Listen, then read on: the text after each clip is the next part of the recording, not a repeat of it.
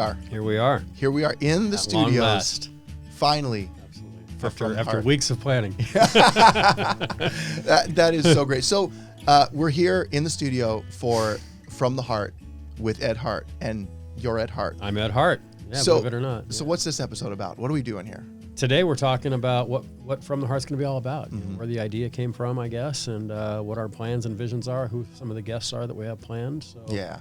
So you're leading the show today. Absolutely. So today it's from the Todd. I like that. It's from the Todd. From the phrase. From the Heart with Todd. Yeah, from the phrase. So let's start with the origin. Like, where did you come from?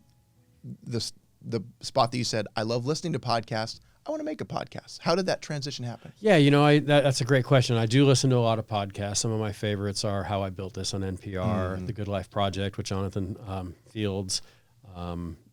Greg Grunberg has one called Corner Stories, and we're going to be talking with Greg down the road a little bit. Looking forward to that. From Heroes and Alias and Star Wars and so forth. So I've always enjoyed conversation. I think when I realized probably about 3 or 4 years ago that the happiest I am in my life, when I've looked back at my entire career and my personal life and relationships, is when I'm in conversation with someone. And I've been told I'm a good conversationalist. I like to ask a lot of questions. I like to inquire of people, find out literally kind of, you know, some pun intended, what's in their heart. Sure. You know, certainly a play on my last name, which doesn't hurt. Right. I actually had a girl propose to me like 30 years ago when I was single, whose last name was Hart because she wanted to keep the last name. Wait, was this, she legitimately She legit got to a knee. But I thought, you know, we might be related, and I'm not in Kentucky, so I thought I'd probably just not do that. I'm not okay with that. I'm not okay with that. Yeah. In hindsight, no, I'm just kidding. Right. But no, so I love talking with people. Yeah. Something that I just naturally do. I grew up in a home where my parents are that way as well. I've had a blog for a couple of years called From the Hart, mostly professional. I work in the family business arena. And lately I've done a lot of interviews with people, and I've had some people come to me, you should do this like for a living. So it's like, well, so let's try it. Yeah. And it's so great. Just the fact that, I mean, our story of meeting is pretty phenomenal. We haven't known each other very long. But it was like we were in the right place at the right time. Well, rather, my wife was. Your wife was in the right place. Yeah, at the right time. And then things just have happened and come together in a way that I feel like it's something that you can't explain. Right? I call it a God thing. I'll be right open right there, and I just, you know, when God wants something to happen, He will orchestrate it. Whether it's a 10-year relationship that turns into something bigger, or whether it's, you know, coffee at Pete's Coffee and it turns into, you know, yes, you should meet my husband. He does podcasts, and that's kind of where this was. It's so fun, and I think that, like, because I'm in a similar vein as far as I feel like I am the most energized when I'm talking to people. Yeah, and I'm like, me too. That's You're an just extrovert. one of those extrovert, absolutely, and that's how I recharge. And the thing that I'm excited about for this is the people that you know, the relationships that you've built over the years. Yeah. I mean, you've done so many great things, and you've gotten to meet so many interesting people, and now you're able to help share their stories. Yeah. Right. So what's the basis for what you want to get out of From the Heart with your guests? You know, for years I've thought about, okay, I have all these relationships. I worked in professional sports. I worked in education for the last 12 years. I'm an Orange County native, so I'm, you know, right here. Been here most of my life. Not that I've ever looked at how can I monetize this, because that's not the idea. Sure. It's just how can I take these relationships. Backing up, my dad taught me when I graduated from college. He gave me 5 points of you know, these are the things you want to focus on in your life. And I won't go into the other 5 because it'll take too long to remember the other 4. I was going to ask what's 5. Yeah, okay. I'll get one there. of them. Yeah. But yeah, one of them is don't burn any bridges. Every relationship you have, there's a reason for it, whether it's a professional or a personal, or just because that's just the way we should be. Treat people kindly, treat them with respect. So I've tried to live by that my entire life. Through that, I've met some pretty amazing people, athletes when I worked in professional sports, educators, leaders, authors. And going back to my comment earlier, one of my favorite things to do is just have conversation. Yeah. So some of the guests that I've got planned, you know, Ken Blanchard, who wrote a book called The 1 Minute Manager, was sold like something like 60 million. He'll correct us on this, but 60 million copies of his book, translated in pretty much every language around the planet. Different versions of it. Like that's the thing, that the 1 Minute Entrepreneur, the new 1 Minute Manager, like because it's a story. Like I love the way we'll talk to him about it. Exactly. But I'm excited about that interview a lot. Yeah. And he recently came out with a book last year called Servant Leadership in Action. And it's a compilation of about 60 or so different authors and speakers, Simon Sinek and Brene Brown and people like that who have written for that. And then he compiled it, wrote the foreword, wrote the is it the epilogue? I guess the end of the book. And Ken's Dr. Blanchard, Ken, he's just an amazing guy. I've gotten to know him fast, like you. I mean, we've met recently, and I feel like we're very, very close friends with Ken as well. He knows my wife. He knows my dad. Yeah. He spoke at an event that I hosted at the Nixon Library a couple of years ago. Gary Ridge, who we're about to talk to soon as well, CEO of WD-40. He's spoken at a couple of events that I've hosted. Yeah. Lindsay Snyder, the president and owner of In-N-Out. I walked up to her in an event and just said, talk about a God moment. Yeah. She spoke at an event at the Disneyland Hotel a couple of years ago. And I told myself, okay, after she's done speaking, if no one approaches her table, then I'm going to walk up and say hi. But if there's like this long line, I'm not going to be an In-N-Out groupie. A fanboy. Even though I am a fanboy and a groupie, certainly, who isn't a fanboy of In-N-Out? If In-N-Out were open at 8 a.m., I would have had In-N-Out for breakfast this morning. But as it turned out, nobody walked up to her table. I think everybody kind of she's a very private, reserved person. And so I walked up and introduced myself and told her, hey, I do this Family Business Hall of Fame event every year. And, my dream is to have Lindsay Snyder of In-N-Out be one of my guests. And one thing led to another, and eventually she did. Yeah. The next year she spoke at our event. And Jeannie Buss of the Lakers, very similar. Right. So I'm not afraid to approach people. Yeah. I think I was raised that way by my mom and my dad. Yeah. And I really strongly believe that everybody has a really compelling story. They don't have to be famous.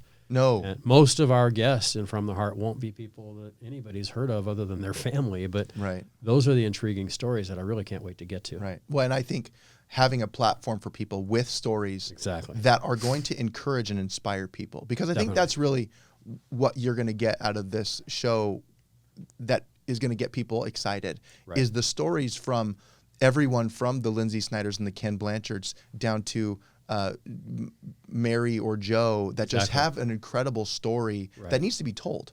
And I think that's something, story is everything, and that's how we communicate, right? Absolutely. And that's the part of this show that I'm really excited about being a part of. But I think that we should probably tell a little bit of your story. I mean, you were just talking a little bit before we started about the journey you've been on just over the last 2 years, really. Yeah. And how that kind of has maybe set up to say, now's the time. Yeah. There's no reason to wait. Sure. Well, one of the things that I do, I teach part-time at UC Riverside in a sports management program. And one of the classes I teach is sports management and leadership. And with my students on the first night, we have a discussion about the difference between management and leadership. And that eventually leads to a discussion about mentors and about, who's the greatest leader that somebody that's famous or not. Most of the time it's my mom and my dad, or it's a former high school coach or something along those lines. So that's led me into doing a lot of research about leadership and really what makes somebody a great leader and what really is the driving factor behind what really motivates, the Ken Blanchards, the Lindsay Snyders, the Jeannie Busses, and, the Joes and the Marys and the Susies like we talked about. And really it comes down to most of the people I've talked to, they just have a really good heart. And so that's, the From the Heart, and really the inspiration for this is, as you said, everybody has a great story. Yeah. And so my plan is to really get into the heart of why people do what they do. Who are the first mentors that they had? Who are some of the great leaders? When they choose to mentor people, why do they choose to mentor people? You have your reasons for that. I have mine. And ultimately, just regardless of who the person is that we'll be talking with, I mean, we have planned, leaders from sports, entertainment, from, people who have suffered tremendous tragedy and trial in their lives and have rebounded from it. Right. And so we want to talk about that because that's everybody's story. Sure. Really, the whole idea behind this is I think that everyone can relate, as you mentioned just a moment ago. Stories are what everything's about. The greatest leaders tell great stories. The things that we remember typically come from story. Pastors at church, the best pastors that I've heard are fantastic storytellers because we remember stories more than we remember data and facts. I believe. So really, that's the driving force behind this. Is just getting into, literally, pun intended, I guess, the heart of each of the guests. And maybe at some point down the road, we'll draw a line that threads it all together, but that's not really the objective. I think that the audience will do that. Sure. They'll realize that regardless of who we're talking to, there's a common theme, whether it's Greg Grunberg, who's an actor, or Lindsay, who runs In-N-Out, or Denise Brown, who lost her sister in the 90s, and we'll tell more about that later. Right. what drives them is very similar. Well, I think the through line in all of these stories is going to be they're real people Right. with real relationships and real lives. That I think you go from the celebrities to the everyday person. Right. They're still human. Exactly. They still have a heart. They still have a Their relationship. pants on one leg at right? a time. Absolutely. They have the same stresses. Yeah, and you think about your interaction with Lindsay Snyder that you talked about. Right. Like nobody went up to say hi to her. Right. And that's unique because You'd think that there'd be a long line, and there Right. probably is most of the time. But in this particular Sure. moment, that's where I go back to the God thing. yeah, You know, absolutely. I mean, she and I were supposed to meet. I don't know Right. why that is, but I will tell you that 2 additional people that I've met through in and out as a result of her have become very, very close friends. One's on my board of directors Yeah. at the Center for Family Business at Cal State Fullerton, where I have my day job. yeah, And the other, Vince Beresford, goes to your church, Your Will and Yeah. Friends. And he is actually the executive director of one of the foundations that Lindsay launched. So Yeah. just some, and you'll be meeting all of them through on the From the Hart podcast Right. at some point as well. yeah, absolutely. Well, I think I've said this multiple times. I think already. I'm excited. I am too. This is perfect. going to be a great adventure to be able to tell these people's stories Yeah. in a way that maybe it hasn't been told before. Right. With the connections and relationships that you've made, and then connections with your story and how that's going to carry people to be inspired and encouraged to share their heart with others. Right. That's the hope. Yeah. I mean, that's ultimately, we're going to do a lot right here in studio. We're going to do some out remotely. Sure. We're going to do a lot of Skype or Zoom. Regardless of how it goes, it's conversation. Like Yeah. Whether I'm on the phone with somebody or looking at a computer talking to somebody, Right. or at their house or their office or what have you, or right here, I just think that it's just going to be a lot of fun. And I know there will be some emotion. I've done some exploratory calls with a few of our guests already. I'll just give you a couple of examples. Yeah. There's a woman by the name of Lisa Patterson. I've never met Lisa. I've spoken with her on many occasions. We've emailed a lot. I'll tell the story later of how we found each other. But her husband, Steve, was in the World Trade Center on 9/11 in 2001. And I believe he was working on the 105th floor of the North Tower, and the first plane hit below him. Oh, wow. And she was on the phone with him at 8:45 in the morning Eastern time. They hung up. The last words were, I love you too, which is great. You want that to be the last words you have with your Yeah. spouse or a loved one. And literally 1 minute later, the first plane hit the North Tower. And so all she knows is, and not to give away too much, but Sure.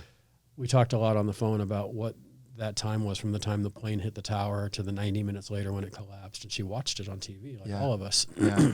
Sorry, this is not just allergies. This is a little bit of emotion. Yeah. Sure. But to hear her thoughts of what she just knows Steve was thinking in those moments. Or Denise Brown, her sister, Yeah. Nicole Brown Simpson. If you're 30 years old or older, you're very familiar with the trial of the century back in the 90s with Nicole and Ron Goldman. Yep. I've gotten to know Denise and heard the story about her reaction the day she found out her sister had died, and the emotion and the things. But the focus of both of those stories isn't going to be the tragedy. Sure. It's going to be what they've done to overcome those tragedies and what they've done to make a difference in the world. Yeah. And it's very similar. What they both did is, 2 women who've never met, 3,000 miles from each other, and both very public cases. O.J. Simpson case in 1994, 95. Yep. World Trade Center 2001. So within a 6 or 7 year period, 2 women who've never met. Their stories are very, very similar. One lost a sister, one lost a spouse, and it's about what they've done since. And that's just what I guess the answer to your original question is stories like that are well known, but also the ones that are lesser known just inspire me and move me and touch my heart. And so I'm hoping that we can do that with our audience as well. Yeah. Because no matter how big the tragedy is, it's not the end. Yeah. It's never the end. I lost my mom, and that's just my tragedy. That happened almost 3 years ago. That wasn't in the news. That wasn't, she was 88. It's not like it was sudden. But there's still loss. Yeah. Well, that doesn't change the fact that you had an extremely close relationship with the lady that raised you. Yeah. It doesn't matter when that happens. She played a little bit of a part of my life, that's for sure. Yeah. Tiny bit. Yeah. Just a little bit. If you're up there, Mom, and I know you are, yeah. Awesome. Well, Ed, I'm really pumped. Like, this is going to be great. And I think Looking forward to this. you're on the way. So I'm just glad to be a part of the story. Oh, thank you. sure. No, this is fantastic, and you are you're a major part of this, and I look forward to the times when we can share the camera together and talk together, and just you'll bring episodes, angles to people that I can't bring, and ideas, and I'm a novice at this. I mean, I look around at these cameras and we Chris talked and about Jake that, who are really though. running the show here, and it's like, I don't have a clue what they're doing. Jake's sliding something on a board right now that I don't even know what it's called. My plan is just sit down and talk That's to the people and Rodecaster record it. Pro. Rode will take sponsorship. There you go. That's right. Yeah. 714-458-3064 if you're interested in that. So Awesome. Well, I think this has been a successful introduction. I appreciate it. I'm looking forward to getting in here next week. Right. We got 3 episodes already scheduled over the next week and a half, and we're looking at 10 episodes for season 1. Right. And going to be potentially releasing January 1 full episodes, but with some teasers here and there. Absolutely. To give people a taste of what's going to be happening. So. Yeah, we've got Gary Ridge, CEO of WD-40, Australian guy. So you're going to hear a lot of good days and Good day, mates mate. when we talk with him. Absolutely. Great guy.